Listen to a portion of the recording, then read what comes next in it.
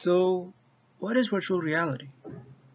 Technically, it is the technology that simulates a computer generated environment all around you and makes your mind think that you are in a whole new world.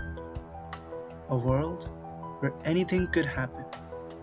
A world where you could escape reality and live life, or rather, a part of it, the way you always wanted to.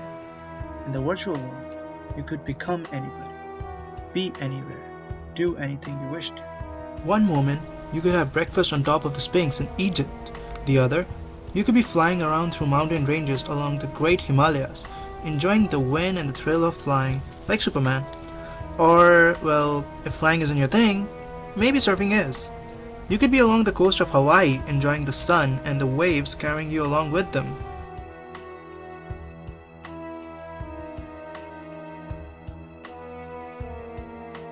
And all of that while you're at home in your pajamas. Uh, Moving on. Virtual reality can be used for many purposes other than just living your fantasies.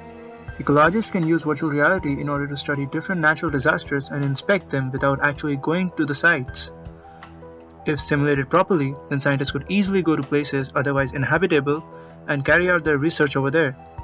This, for example, is ecologists using virtual reality to assess the damage caused by earthquakes in Nepal.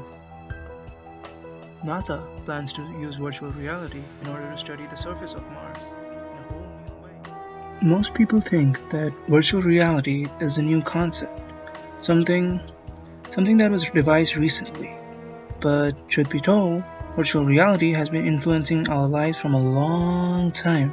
We trace virtual reality as far back as in 1962, when Morton Heilig built the Sensorama, engaging multiple senses of the human, namely touch, smell, taste, and vision. In 1968, Ivan Sutherland, with the help of his student Bob Sproul, created the first VR HMD, or head-mounted display.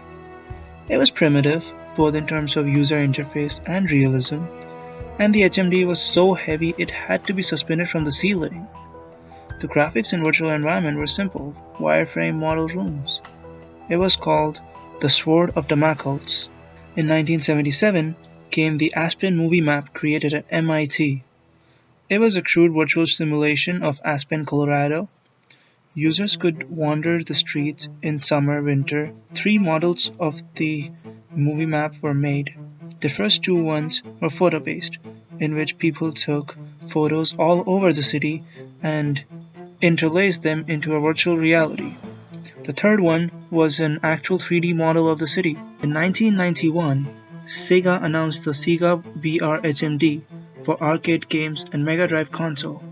It used LCD screens in its visor, stereo headphones, and inertial sensors that allowed system to track and react to the movement of the user's head. NASA has been using virtual reality for a long time now to simulate and study the surface of different planets.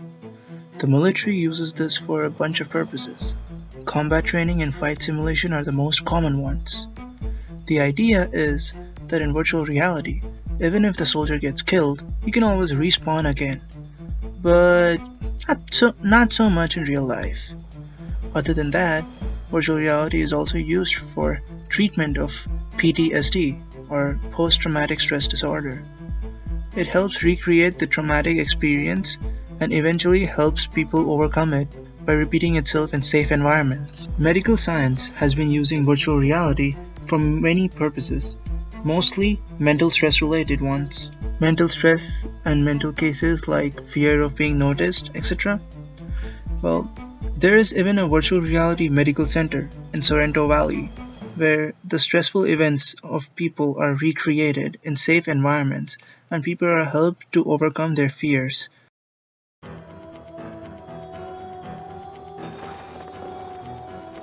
Is virtual reality always a good thing?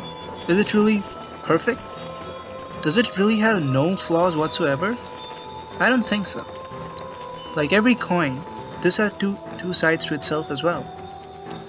While virtual reality could be breathtaking, it could be used to harm other people as well. Let's take a look at a few ill effects of virtual reality. Desensitization. This refers to a state of the person where he is no longer affected by extreme acts of behavior, such as violence, and he fails to show empathy or compassion as a result. This has been usually noticed with gamers, especially in FPS game, first-person shooting, with high level of violence and combat scenarios including killing. In desensitization, people get so used to killing and violence that they are no longer affected by it anymore. They no longer show any feelings of mercy or compassion or anything anymore. They become just robots. Virtual criminality, which refers to virtual criminal acts that take place in massive multiplayer online games, otherwise called MMORPGs. The huge time and effort invested into such games can lead to online crime to spill over into real-world crimes, and even blur distinction between the two. One could easily traumatize. The question is, since whatever crime happened in virtual reality, would this guy be punished in real world? No laws have been set up as of now, but I think we do need them. One of the ways to express such possibilities would be to follow a TV show, Sword Art Online, which is about thousands of kids trapped in the virtual world, fighting for their lives to get out of it and get back into real world. Some games in virtual reality need the participants to commit crimes. After playing such games, often kids and even adults blur the distinction between the real world and the virtual world. They think that if it is okay to kill or to commit any form of crime in the virtual world, why is it not okay in the real world?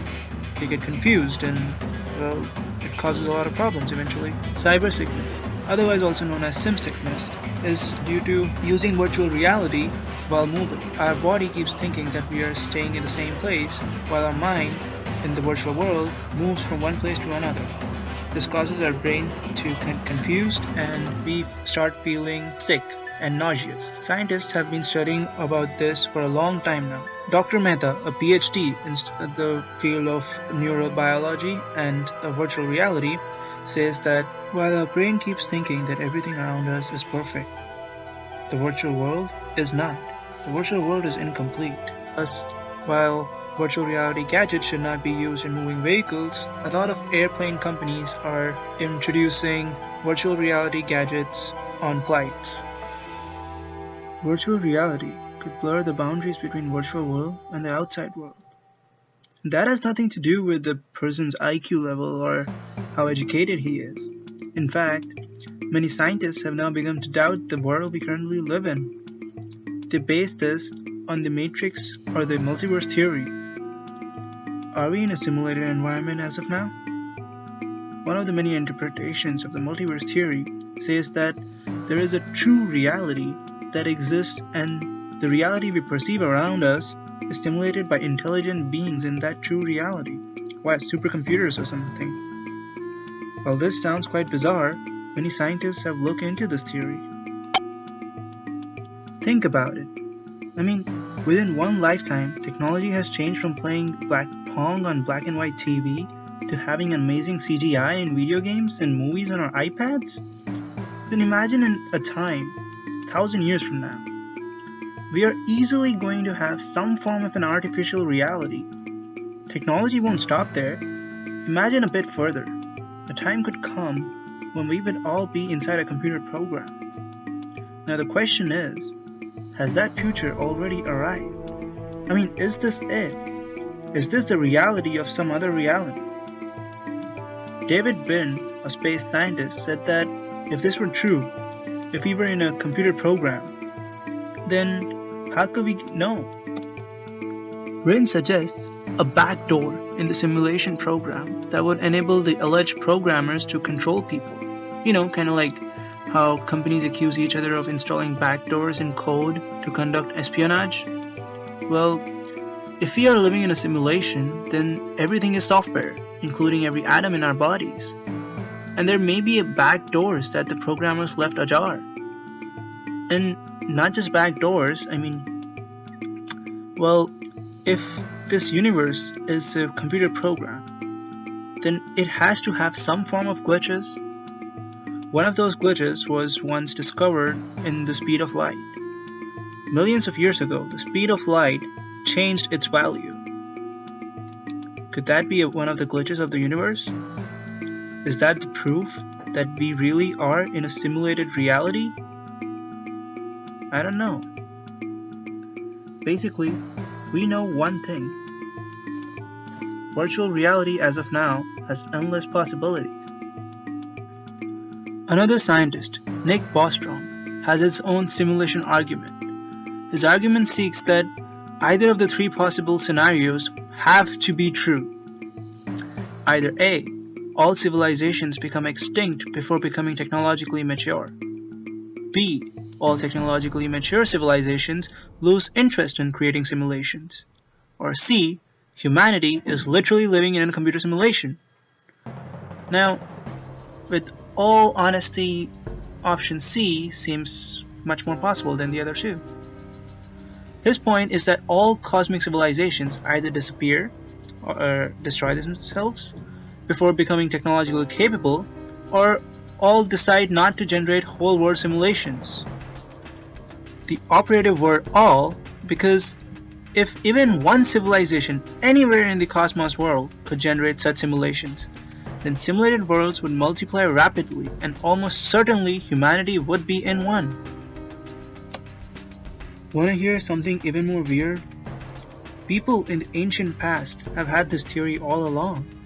They wrote it down in their religious textbooks and asked the world to follow them.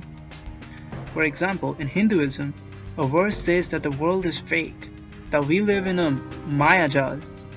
In Buddhism, Gautam Buddha mentioned a similar theory in his teachings. So, is it really true that we are living in a computer simulated environment? That some form of an alien civilization is actually controlling us? That we are no longer in control of our actions? Is it true? Well, we might never know, but one thing is for sure.